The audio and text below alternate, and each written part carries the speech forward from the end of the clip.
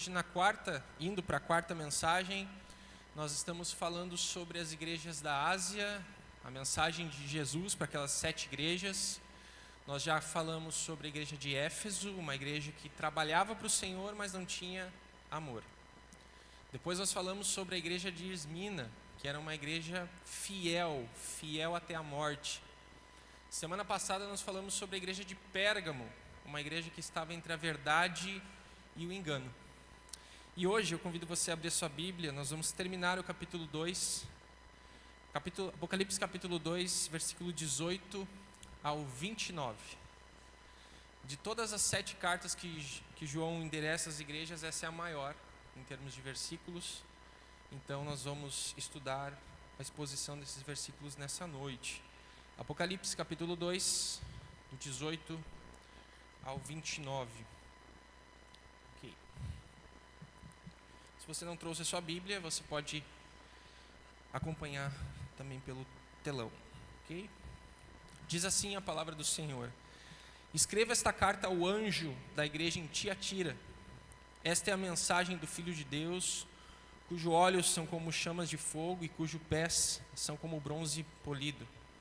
Sei de tudo que você faz, vi seu amor, sua fé, seu serviço, sua perseverança, e observei como você tem crescido em todas as coisas.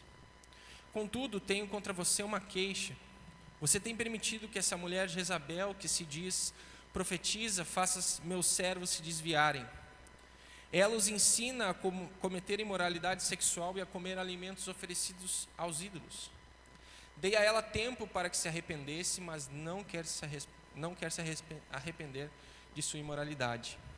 Portanto, eu lançarei doente numa cama, e aqueles que cometerem adultério com ela sofrerão terrivelmente, a menos que se arrependam e abandonem a prática de tais atos. Matarei seus filhos, e então todas as igrejas saberão que eu sou aquele que sonda mente e coração. Darei a cada um de vocês aquilo que os seus atos merecem. Tenho também uma mensagem para o restante de vocês. Em Tiatira, que não seguiram esse falso ensino, as verdades mais profundas, como eles dizem, e que na realidade vêm de Satanás, não lhes pedirei coisa alguma, senão que se apeguem firmemente aos que já têm até que eu venha. Ao vitorioso que me obedecer até o fim, eu darei autoridade sobre as nações, e ele as governará com cetro de ferro e as despedaçará com vasos de barro. Ele terá a mesma autoridade que recebi de meu Pai, e também lhe darei a estrela da manhã. Quem tem ouvidos para ouvir, ouça o que o Espírito diz às igrejas. Amém? Vamos orar? Nosso Deus, obrigado por esse amor que nós cantamos. Obrigado porque nós temos essa certeza no nosso coração e nós podemos ter de que o Senhor nos ama incondicionalmente. E Jesus é a prova disso, a cruz é a prova disso. Agora, Senhor, eu peço por essa palavra, que o Senhor use a Tua palavra, Senhor, que é viva e eficaz, que é profunda, uma palavra que nos traz, Deus, reflexões, mas principalmente mudança de vida. Que a gente saia daqui com o nosso coração, Deus, confrontado e consolado. Essa é a minha oração, Pai, em nome de Jesus. Amém e amém. Então hoje nós vamos falar sobre Tiatira, que é uma igreja que é um belo jardim, mas ela tem uma erva daninha.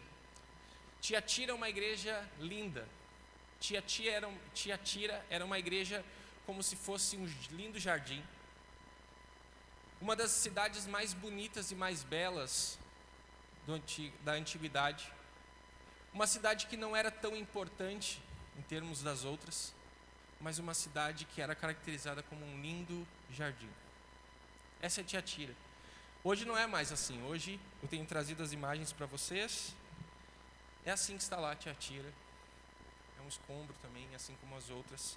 Só que Tiatira ela era um ponto comercial muito importante. Tiatira ela ficava no caminho por onde se viajava e se tinha o correio imperial. E por este caminho se transformava todo o intercâmbio comercial entre a Europa e a Ásia.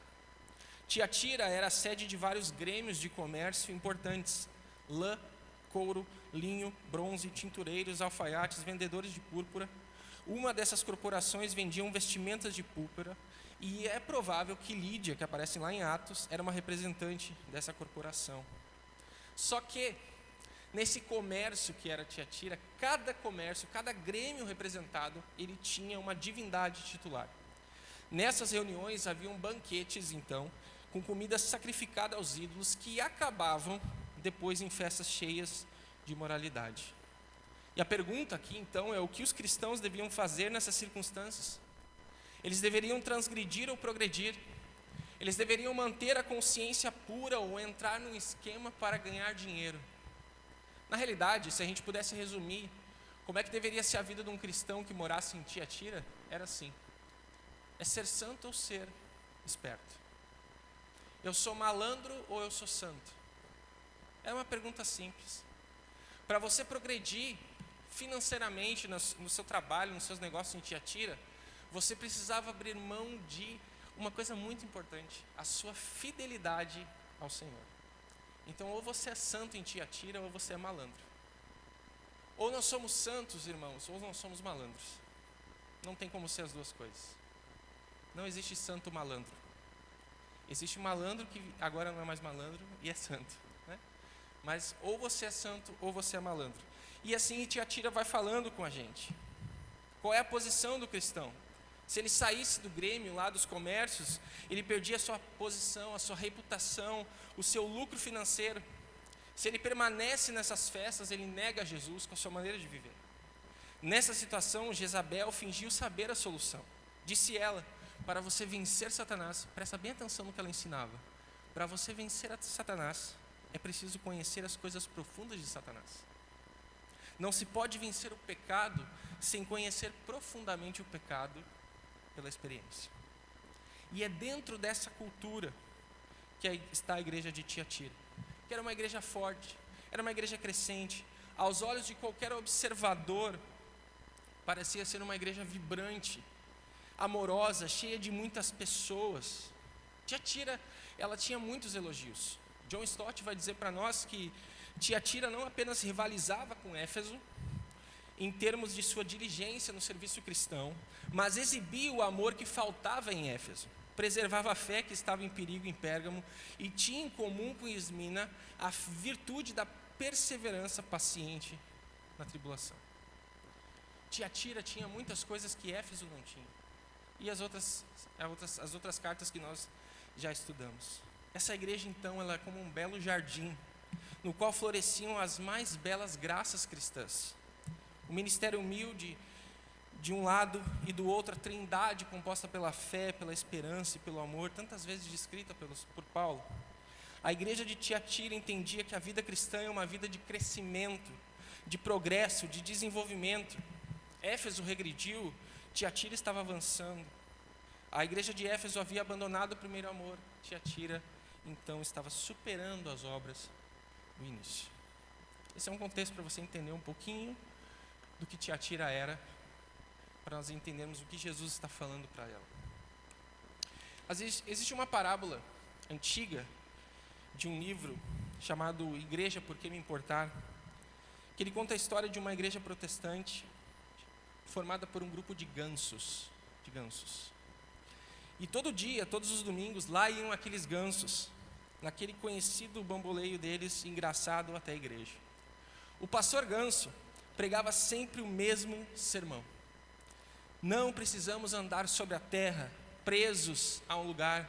Nós podemos alcançar as nossas asas e voar até as regiões mais distantes, subir nos climas mais abençoados.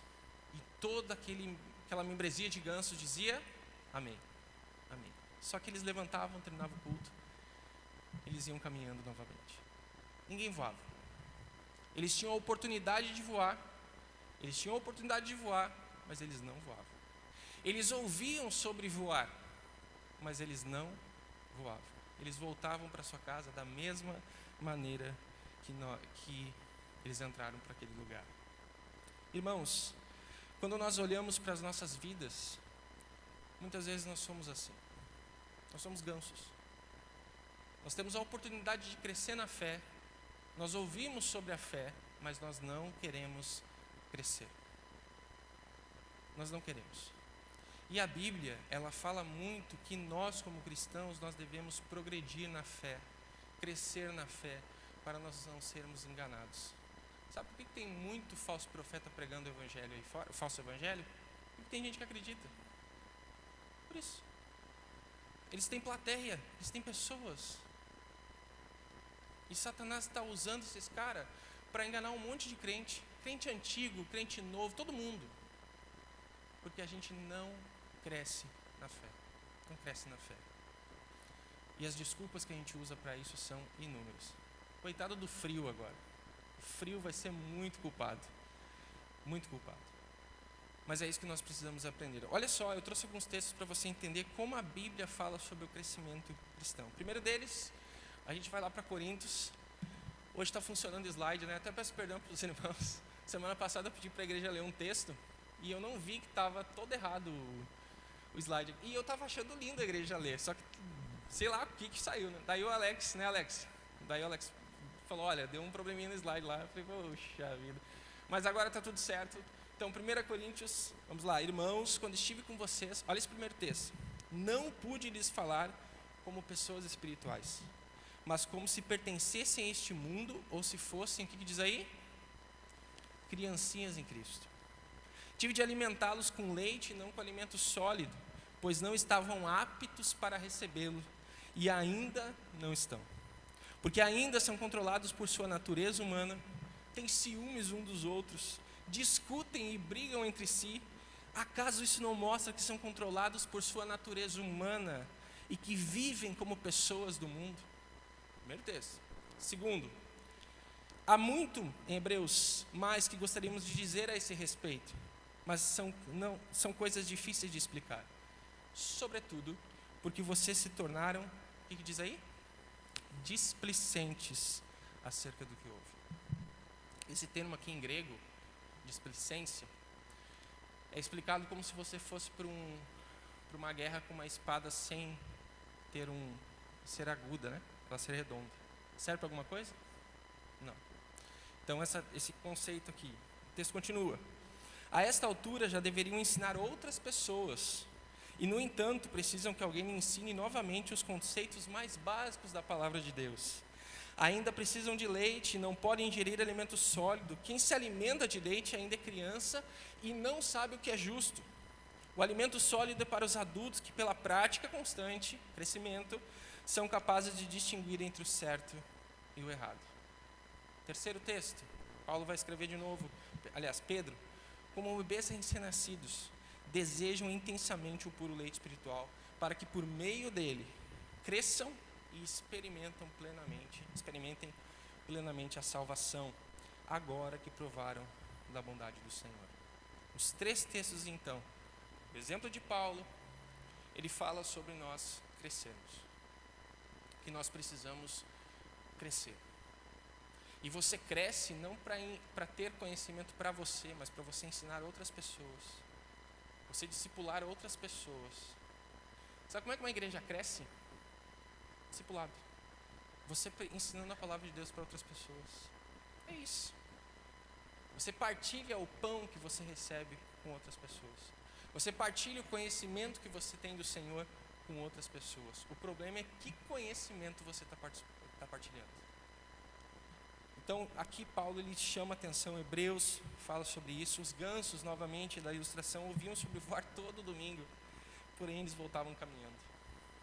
O último aponta aqui para a ideia daquele puro leite que promove no crescimento sobre sua salvação. Então, a minha pergunta para você nessa noite é: você tem crescido na fé em Jesus?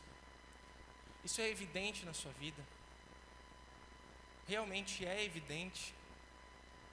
Ou, em outras palavras, você é um belo religioso, mas ao redor de você não tem ninguém que você está ensinando. É só você olhar para o lado. Ele vai mostrar se você está realmente crescendo com Jesus ou não. Porque quando nós crescemos com Jesus, nós queremos partilhar o que a gente aprende com outras pessoas e tal. Agora, se você está sozinho, tem algo errado. Tem algo errado.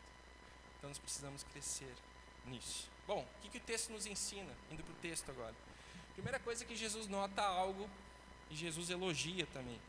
Versículo 18 e 19 diz: escreva esta carta ao anjo da igreja em Tiatira. Essa é a mensagem do Filho de Deus, cujos olhos são como chamas de fogo e cujos pés são como bronze polido.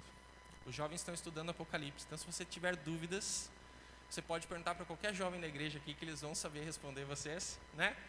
Tudo sobre Apocalipse. Sei de tudo que você faz, vi seu amor, seu serviço, a sua perseverança, e observei como você tem crescido em todas as coisas. Os olhos de Jesus aqui são como chamas de fogo. Ele vê tudo, ele conhece tudo, nada escapa do seu conhecimento. Ele conhece as obras, ele conhece também as intenções das obras que nós temos. E aqui à minha esquerda você tem os elogios que Jesus dá para essa igreja. O primeiro deles qual é? O que essa igreja era? Operosa. Havia trabalho na igreja, havia labor na igreja, havia agenda cheia na igreja, tantas coisas. Havia dia da família, que é dia? E a inscrição desse dia? 12. Ah, tá, só para saber mesmo. Esqueci. Então havia trabalho, agenda. Outra coisa, essa igreja era marcada pelo quê? Pelo amor. Era uma igreja que amava, possuía amor como virtude. O que faltava em Éfeso tinha em Tiatira. Depois essa igreja é marcada pelo quê? Fé, confiança em Deus. Uma igreja que, mesmo nos momentos difíceis, confiava no Senhor. A igreja também era marcada pela perseverança ou paciência. A igreja em Apocalipse estava sofrendo uma grande tribulação, uma grande perseguição. E morte era perseguição. Perda de bens e tantas coisas. E eles eram perseverantes. A igreja era marcada também por franco progresso espiritual. As últimas obras da igreja eram mais numerosas que as primeiras. Essas marcas eram do remanescente fiel e não da totalidade dos membros. Então essa igreja tinha esses elogios. Mas nesse jardim a gente tem uma erva daninha, é Jezabel. Contudo, tenho contra você uma queixa. Você tem permitido que essa mulher Jezabel, que se diz profetiza, faça meus servos se desviarem. Ela os ensina a cometer imoralidade sexual e a comer alimentos oferecidos aos ídolos. Então, antes de Jesus reprovar a falsa profetisa, Jesus vai reprovar a igreja. Ele vai dar uma alerta para a igreja. Tiatira estava crescendo. Satanás aqui procura corromper o seu interior como igreja, em vez de atacá-la de fora para dentro. Jesus reprova a igreja por ser tolerante com o falso ensino e com a falsa moralidade. Essa falsa profetisa estava exercendo uma influência tão nefasta na igreja, que como Jezabel tinha exercido em Israel. Se você sabe, o Antigo Testamento, Jezabel foi uma mulher perversa do Antigo Testamento. O nome Jezabel significa puro, puro. Mas a sua vida e a sua conduta negavam o seu nome. Foi Jezabel quem introduziu em Israel o culto pagão a Baal e misturou religião com prostituição. Ela não só perseguiu os profetas de Deus, mas também promoveu o paganismo no meio do povo. Tiatira, então, meus irmãos, ela tinha amor, mas ela tolerava uma mulher má que se autoproclamava profetisa. E de tempos em tempos, a igreja recebe esses ataques. Falsas doutrinas, más influências. Jezabel aqui é uma má influência na igreja. É uma má referência na igreja. E aqui ela está destruindo por dentro uma igreja que tinha todas essas elogios e características que a gente vê. Então Jesus está alertando sobre isso. O ensino dela aqui nessa igreja é que não há mérito em vencer um pecado sem antes experimentá-lo. O argumento dela é que para vencer a Satanás é preciso conhecê-lo e de que o pecado jamais será vencido, a menos que você tenha conhecido tudo por meio da experiência. Mas como é que a gente pode ilustrar esse ensino? Simples, simples. Alguém chega para você e fala assim: o que seu coração está dizendo? Aí você diz: meu coração está dizendo isso. Então vai lá e experimenta. Outros vão dizer assim para você: carpe diem, aproveita a vida. Aproveita. É isso. Vive a vida sem limite, sem freio nenhum. Você é jovem, transa à vontade, não dá nada. O danado então é o pior. Transa à vontade. Casar, que isso? Seja livre. Seja livre. Afinal, Deus é um Deus de amor. É isso. E aí o nosso coração, que é enganoso, que adora essas coisas, vai fazer o quê? Vai achar aquele conselho, o melhor conselho do mundo. Porque é o conselho que eu quero. É o conselho que eu busco. Então é isso. Siga o teu coração. Há uma música antiga gaúcha que diz assim: segue o rumo do teu próprio coração. Imagina, se a gente seguir o rumo do nosso próprio coração, aonde a gente vai parar? Um lugar muito longe do que Deus quer para nós. Então é isso. Mas é isso que nós queremos ouvir. Algo que não me custe nada, mas que eu ganhe tudo. Esse é o evangelho de hoje. Não vai te custar nada, mas você vai ganhar tudo. É isso que eu procuro. Há uma frase que eu achei legal. Leonard Henry Hill, ele diz o seguinte, que se Jesus pregasse a mesma mensagem que alguns ministros pregam hoje, ele nunca teria sido crucificado. Pessoas inofensivas, meu irmão, não são crucificadas. Jesus, ele era uma ameaça real àquela religião. Jesus era uma ameaça para aquele povo, porque ele confrontava totalmente o pecado e a vida deles. E é o que o evangelho faz. Então, se Jesus pregasse o que você e eu às vezes ouvimos aí e achamos legal, Jesus não seria odiado por tantos, né? Então, fica esse alerta para nós. Mas por que essa mensagem? Para quem essa mensagem? É para nós, cristãos, que precisamos avaliar, que nós precisamos analisar como está a nossa vida perante o Senhor. Então, deixa eu perguntar para você nessa noite: há santidade em seus olhos? Há santidade em seus lábios? Há santidade em seus negócios? Você é malandro ou você é santo no seu trabalho? Há santidade no seu namoro? Há santidade no seu casamento? Há santidade no seu bolso? Porque muitas vezes nós classificamos vontade de Deus como algo voltado sobre mim. É algo que Deus vai falar comigo, seja um trabalho, seja um relacionamento, seja um norte na vida. Porém, não é isso que as Escrituras dizem, ensinam. Nunca a vontade sobre Deus foi sobre você. Nunca foi sobre o Jardel. Foi sobre o povo dele. Foi sobre como nós devemos andar com o nosso Deus. Olha esse texto aqui. Vamos ler junto? Agora dá para ler, né? 1, 2, 3 e a vontade de Deus é que vocês...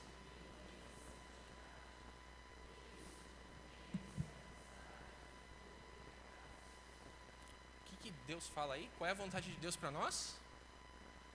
Viver em santidade. Então, qualquer dúvida que você tiver sobre a vontade de Deus, é duas coisas básicas. O que Deus quer da gente? Obediência. Se alguém chegar para você e dizer assim: qual é a vontade de Deus para a minha vida? Você vai dizer: obedeça ao Senhor e viva em santidade. Só que o legal disso aqui é que se você faz uma coisa, ela vai levar você para outra. Se você obedecer ao Senhor em todas as esferas de sua vida, todas as esferas da sua vida vão viver em santidade. Porque Deus não compactua com o pecado. Ele é santo. Entende? É fácil, irmãos. É fácil e difícil. Existe essa dificuldade, mas nada mais. Esse tipo de vontade que tem que aparecer um anjo na sua frente para dizer algo, não existe. A vontade de Deus é que você leia a Bíblia, que faça uma oração se você quiser crescer. É isso. Então, a vontade de Deus ela é para nós nesse sentido. Essa Jezabel citada por Jesus é uma má influência dentro da igreja. E como nós temos divisões, escândalos, brigas, ciúmes, imoralidades, e essas coisas vêm por más influências. Há um texto no Antigo Testamento que eu sempre penso quando é uma má influência. Olha como uma má influência pode destruir uma igreja. Absalão foi filho de Davi. O rei Davi, um homem segundo o coração de Deus. Mas o filho dele, Absalão, ele era um homem perverso. Mas olha a malandragem de Absalão. Acompanhe esse texto comigo. Algum tempo depois, Absalão providenciou para si uma carruagem com cavalos e contratou 50 guardas para servirem como sua guarda de honra. Todas as manhãs, Absalão se levantava cedo e ia até o portão da cidade. Quando alguém trazia uma causa para ser julgada pelo rei, Absalão perguntava de que cidade aquela pessoa era e lhe respondia a qual tribo ele pertencia. Deixa eu ver até onde vai. Então Absalão dizia: sua causa é justa e legítima. É pena que o rei não tenha ninguém para ouvi-lo.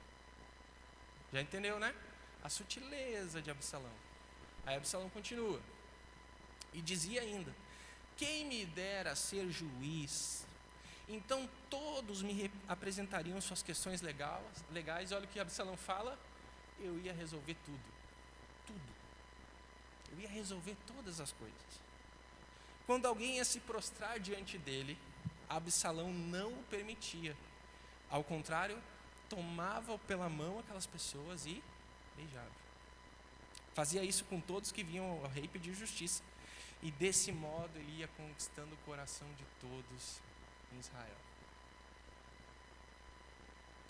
Irmãos, falsos líderes, eles não são pessoas chatas. Não são pessoas que você não quer andar junto. Eles são muito queridos, muito legais. Não estou dizendo que você tem que desconfiar de todo líder que é legal, não é isso? Mas é na sutileza. Deixa que eu resolvo. Se eu fosse líder daquele ministério, ia chover coisa na igreja. Deixa para mim. Deixa para o pai, como a gente gosta de dizer. Joga para o pai que dá certo. Falsos, muitas vezes. Satanás se transforma até no que, irmãos? Anjo de luz. O pecado não vem feio para você, para mim. Pelo contrário. Então, Absalão, ele foi muito malandro. Ele não foi santo, ele foi malandro. E se você ler depois a continuação dessa história, você vai ver como Absalão termina. Então, o problema da igreja de Tiatira não era doutrinário, era ético. Era uma vida desassociada da crença. Bom, indo adiante, a gente vai agora para o que Jesus então fala para aquela igreja diante de todas as coisas. Uma igreja confrontada por Jesus tem a oportunidade de arrepender-se. Jesus dá a oportunidade para aquela má influência se arrepender. E a disciplina aqui é um ato de amor. Jesus traz o sofrimento e ele transformou o leito de adultério em um leito de sofrimento. Ele transforma o prazer do pecado em um chicote de disciplina. Ele está usando todos os recursos para levar o feitoso ao arrependimento. E agora os seus leitores, as pessoas que estão andando com essa influência má, estão também sendo castigados com isso, com essa grande tribulação e com a morte. O salário do pecado é a morte. O pecado é doce ao paladar, mas é amargo ao estômago. O juízo contra o pecado será final e completo no dia do juízo. Jesus não apenas tem os olhos de fogo, ele não apenas sonda a mente e corações, mas também tem os pés semelhantes ao bronze polido, prontos a esmagar os seus inimigos. E aqui Jesus dá uma advertência para essa igreja. Não tolerem más influências. Não tolerem falsas doutrinas. Não tolerem. Não brinquem com o pecado. Se você brincar, você vai cair. Com o pecado, irmãos, nós não brincamos. Nós não brincamos. E esse negócio que a gente gosta de dizer às vezes, não, nessa área aqui eu não caio. Nessa área eu sou forte. Vai brincando para te ver. Vai dando brecha para você ver. Você cai rapidinho. Porque nós não somos tão poderosos. Na verdade, a gente é um pecador. A gente não tem força para nada. Isso não é a graça de Deus em nós. Então, nós precisamos vigiar e entender as coisas. Por fim, João vai dizer para nós que nós devemos se manter firmes, se apegar com aquilo que nós temos. Tenho também uma mensagem para o restante de vocês em Tiatira, que não seguiram esse falso ensino. Não lhes pedirei coisa alguma, senão que se apeguem firmemente ao que já têm até que eu venha. O que é para se apegar aqui? A palavra de Deus. Aquelas virtudes que eles têm de serem operosos, de serem amorosos, de terem um progresso espiritual. É isso que Jesus fala para eles. Se apeguem nisso. A igreja hoje ela não precisa de novas revelações, até porque isso não existe. Ela não precisa disso, ela precisa se apegar na palavra de Deus. E a palavra de Deus é uma só, a mensagem do Evangelho é uma só, para todos os tempos, para todas as eras, até Jesus voltar. Então, se você busca novidade na igreja, aqui não é lugar. Não é lugar. Você está perdendo seu tempo. Se você busca sensacionalismo, aqui não é lugar. Você está perdendo seu tempo. A gente tem que ser um povo conhecido pela palavra de Deus, que estuda a palavra de Deus, que cresce por meio da palavra de Deus. Então analise o que você quer como membro de uma igreja. Você quer sensações, emoções? Aqui não é lugar. É a palavra de Deus que ordena, que conduz as coisas. Eu fico cansado com essas coisas, porque as pessoas elas querem buscar uma coisa que Jesus não prometeu. O Evangelho ele é muito mais da vida real, das coisas que são, do que a gente está vendo. E é isso. É crente postando que está lendo a Bíblia, é crente que está fazendo um monte de coisa, mas não tem um pingo de vida na igreja. E não está crescendo, está guardando para si, não está cuidando dos outros. Joga tudo nas costas do pastor. O pastor não faz tudo sozinho, irmãos. Nós somos igreja, nós juntos somos igreja. É você no seu trabalho, na sua família. Jesus vai usar você também. Não olha para cargo, não olha para ministério, olha para Jesus. Trabalha para Jesus, trabalha com Jesus. Obedeça e seja santo. Você vai ver. Olha o que Josué fala para o povo: santifiquem-se, pois... Quem lembra o texto? O que é importante a IBD, né? Pois amanhã faremos maravilhas. Josué não fala assim, as maravilhas primeiro, santidade depois. Por quê? Porque nós buscamos ao Senhor, porque Ele é santo, e nós temos que ser santos também. Maravilha é bônus. Entende? Então nós precisamos olhar para a nossa vida, avaliar a nossa vida, você avaliar a sua vida. Que tipo de crente você é? Bebê ou adulto? Então mantenha-se firme. O que Jesus nos ensina aqui? É possível manter-se firme na doutrina mesmo quando outros se desviam. É possível se manter-se puro na conduta mesmo quando outros se corrompem. E é preciso entender que nós já temos tudo em Cristo para uma vida plena. Um dos grandes enganos de Satanás é induzir as crentes a pensar que, se buscar experiências, novidades, vão ter mais profunda comunhão com Deus. Então você vai lá atrás de experiência, do cara que ele revela para você tudo que você quer da sua vida, e você acha, nossa, esse cara é de Deus. Não é. A palavra de Deus é quem vai falar para nós, ensinar nós. Se a gente entende isso, nós crescemos. Porque não é qualquer coisa que você vai querer ouvir. Não é qualquer coisa que entra aqui e vem para cá. A gente tem que ter noção disso. Olha esse texto de Paulo para nós encerrarmos. O louvor pode subir. Vamos ler juntos? Eu amo esse texto. É o texto que eu mais gosto de pensar. A versão não é essa versão, mas tem uma versão que diz tu, porém, né, mais agudo assim. Vamos lá? 3, 2, 1.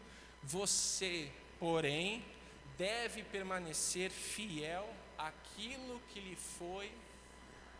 Sabe que é a verdade, pois conhece aqueles que ensinam. Você, porém, sua família não quer ser fiel, você, porém. Não tem ninguém no seu trabalho fiel, você, porém. O grupo que você andava na igreja não está mais aí para Jesus, você, porém.